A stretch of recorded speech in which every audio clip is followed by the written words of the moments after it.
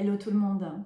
Alors demain, lundi 29 juin, nous aurons une pleine lune en Capricorne. Personnellement, je considère que cette pleine lune est assez majeure puisque le Capricorne dans le tarot est associé à la carte du diable.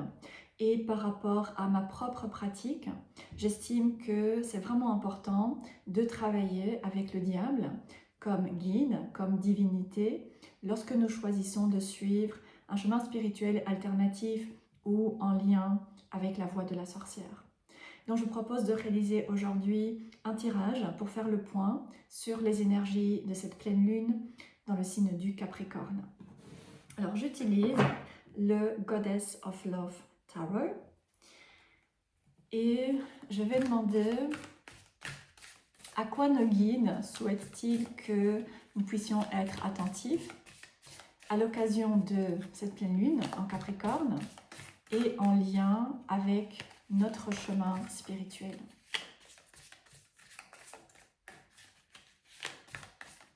Okay. Et nous avons le monde.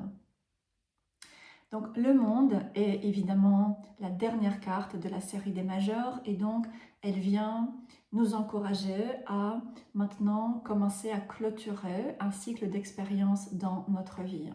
Donc il y a un cycle qui se termine, qui vient de se terminer ou qui va prochainement pouvoir se terminer dans notre vie et des fins qui peuvent se refléter dans le domaine sentimental, relationnel, professionnel, spirituel ou dans notre vie de manière assez générale. Et la carte du monde vient nous encourager à maintenant permettre de clôturer ces différents cycles. Et dans ce tarot, nous avons cette représentation du serpent sur cette carte. Donc certains d'entre vous pourriez vous sentir appelés à travailler avec le serpent comme animal guide ou à vous relier au mythe de Lilith ou encore choisir de vous relier à Satan par rapport au mythe du jardin d'Éden. Pour moi, ce que le serpent vient dire par rapport à l'archétype du monde, c'est un encouragement finalement à pouvoir conscientiser les anciens rôles et les identités que nous avons pu assumer jusque-là dans notre vie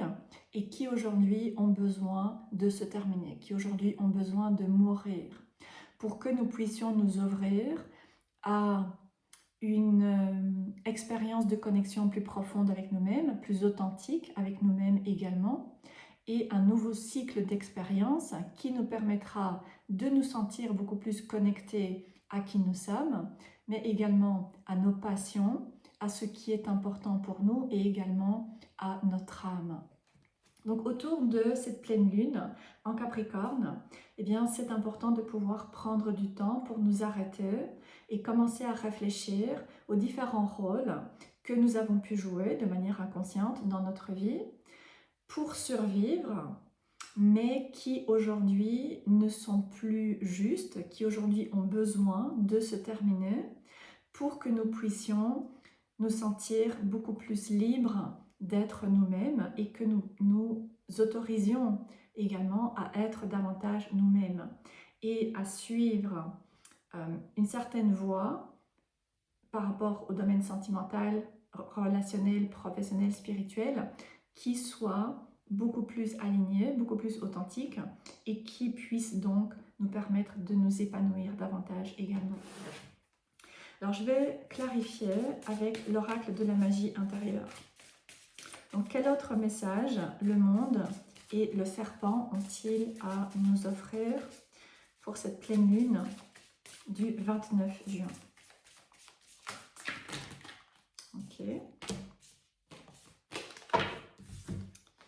Alors, Orenda, honorez votre force mystique et créative. Donc, lorsque nous laissons aller ces anciennes identités que nous avons assumées jusque-là, eh bien nous pouvons nous ouvrir davantage à être à l'écoute et à faire confiance à notre intuition et à développer également davantage de créativité dans notre vie pour nous permettre de nous sentir beaucoup plus connectés à nous-mêmes, nous sentir beaucoup plus connectés à notre chemin et ainsi, encore une fois, pouvoir suivre une voie qui va être plus authentique et donc plus épanouissante pour nous. Donc peut-être que par rapport au domaine relationnel, eh bien, nous laissons aller certaines identités qui nous ont amenés à peut-être cacher certaines parts de nous, peut-être avoir des craintes de pouvoir parler de notre intérêt pour la spiritualité, pour le travail avec les cartes ou pour d'autres aspects plus énergétiques et plus spirituels de nous et de notre vie. Peut-être que sur le plan professionnel, nous avons choisi un emploi plus conventionnel. Et là maintenant, en laissant aller ces anciennes identités qui nous ont amenés finalement à cacher et réprimer certains aspects de nous, nous allons pouvoir nous reconnecter à notre intuition, nous reconnecter à notre créativité et donc être beaucoup plus à l'écoute de notre propre guidance ou de la guidance de nos guides pour informer les choix que nous allons faire et ainsi nous permettre de pouvoir faire certaines expériences qui pourront être plus épanouissantes. Alors, comment est-ce que nous pouvons commencer à laisser aller ces anciennes identités de manière concrète ?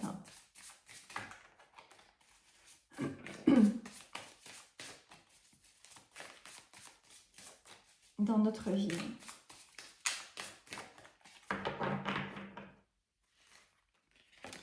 Le 3 d'épée, le néant et justice. Donc nous avons le 3 d'épée, le néant de nouveau avec les serpents et ensuite justice et la notion d'équilibre.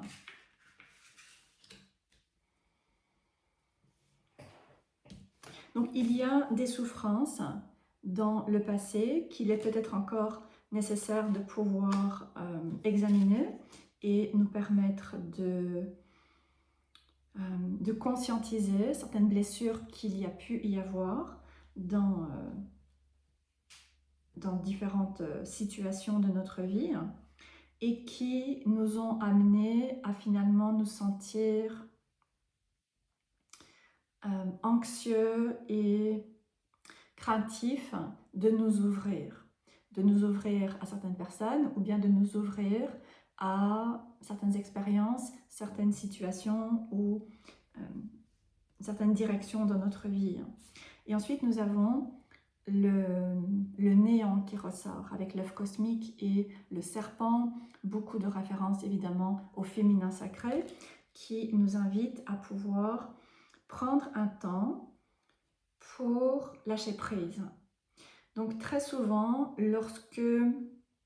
il y a eu des fins dans notre vie, lorsqu'il y a eu une fin sur le plan sentimental, lorsqu'il y a eu un emploi ou peut-être même une carrière qui se termine, nous voulons directement démarrer une nouvelle relation ou chercher un nouveau job. Et ici, le néant vient nous encourager à plutôt accepter une période de mise en suspens d'une certaine manière, accepter de passer par une phase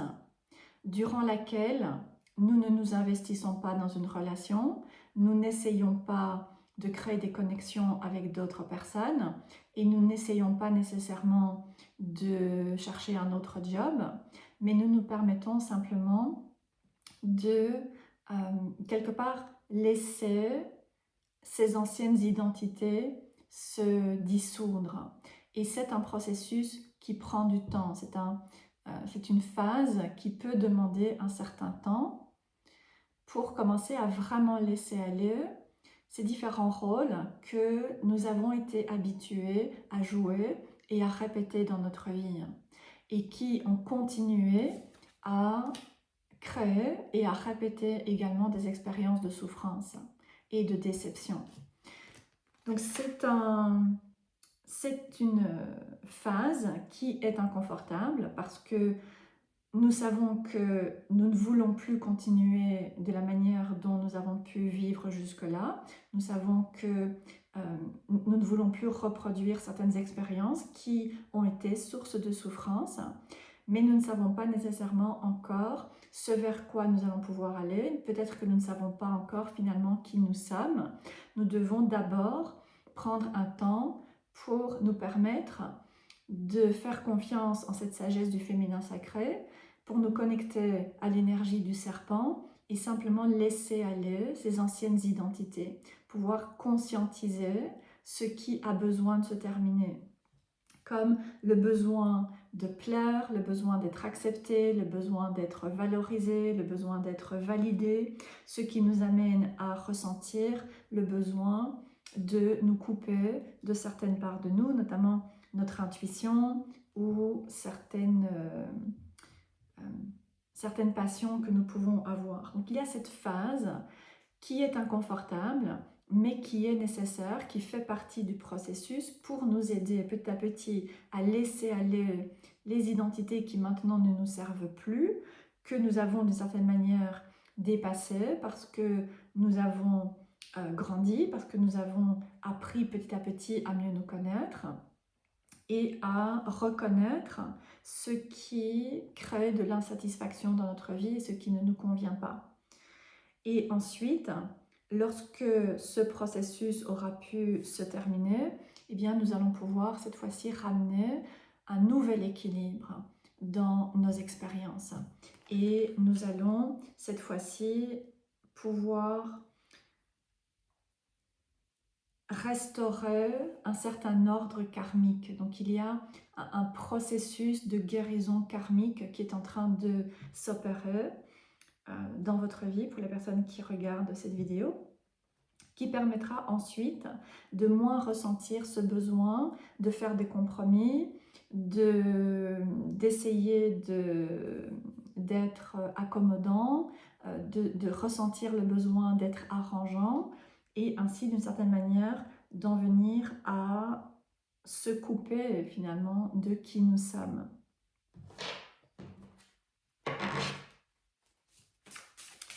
Et je vais tirer maintenant une dernière carte.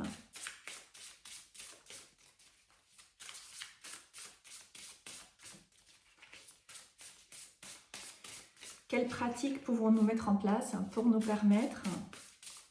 de nous sentir soutenus dans cette expérience de néant, dans cette expérience de la phase de mort finalement, dans l'énergie féminine de vie, de mort et de renaissance. Quelle pratique peut nous permettre de nous sentir soutenus? Et j'utilise l'oracle Oracle of the Witch, qui est l'oracle de la sorcière, il a été traduit en français. Alors j'ai la grande prêtresse et le conduit.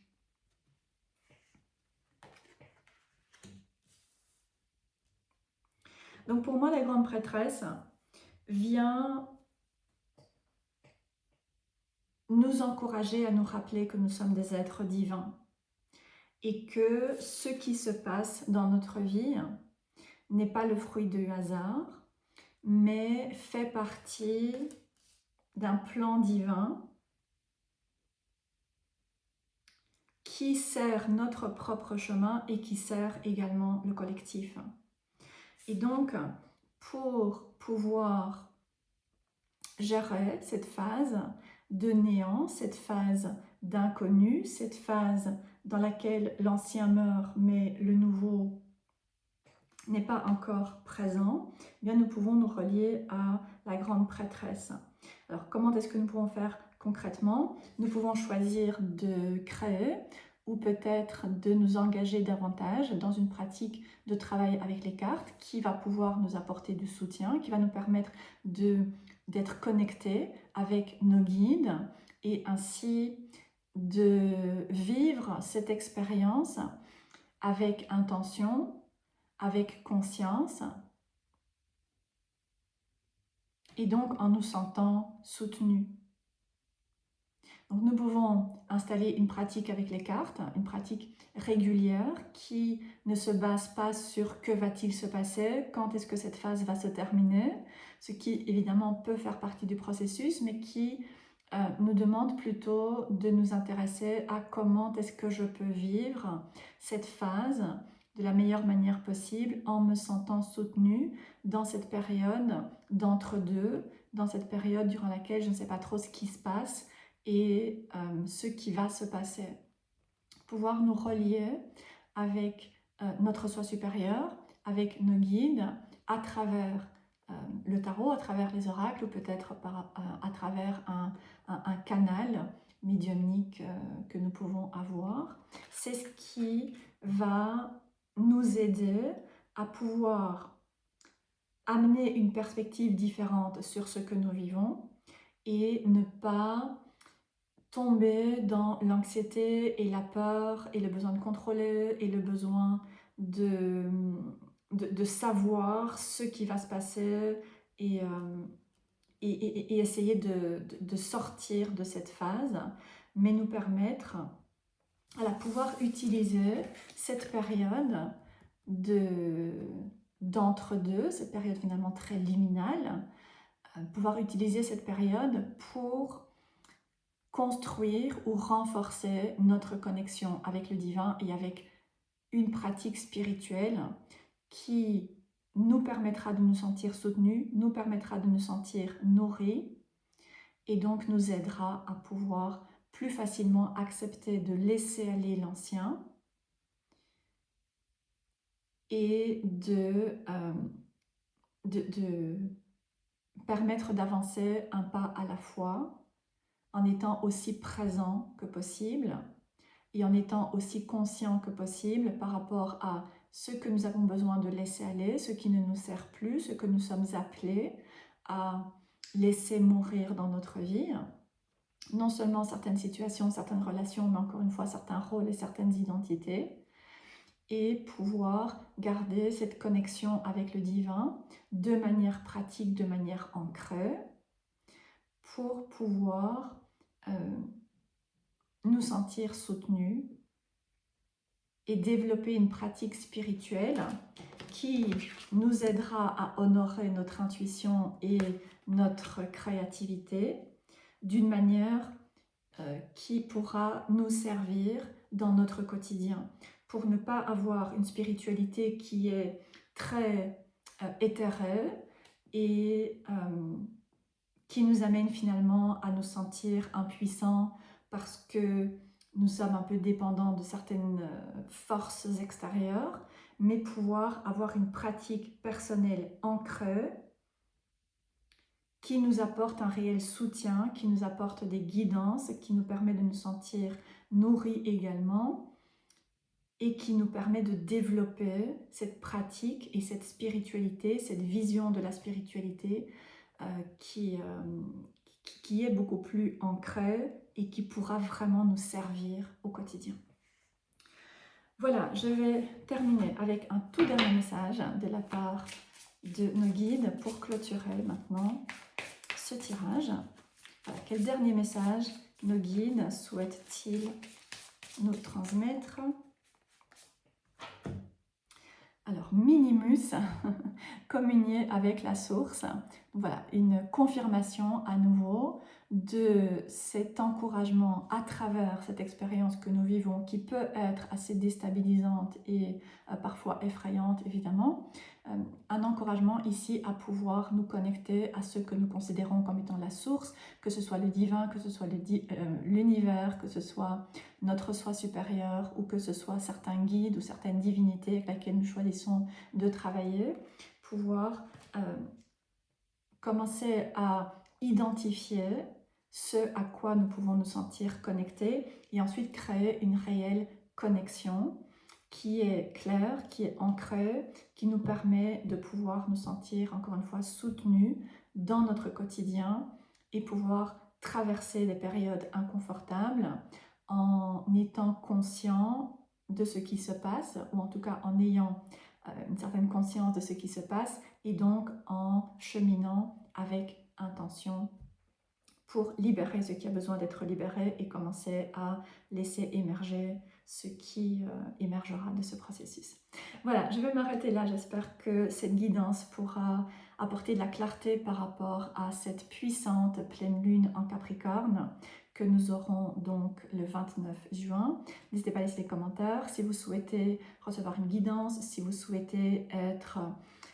accompagné pour construire une pratique ou pour peut-être approfondir une pratique que vous avez avec le tarot, avec la spiritualité, avec les guides ou avec les divinités, je vous invite à consulter mon site. Le lien est repris dans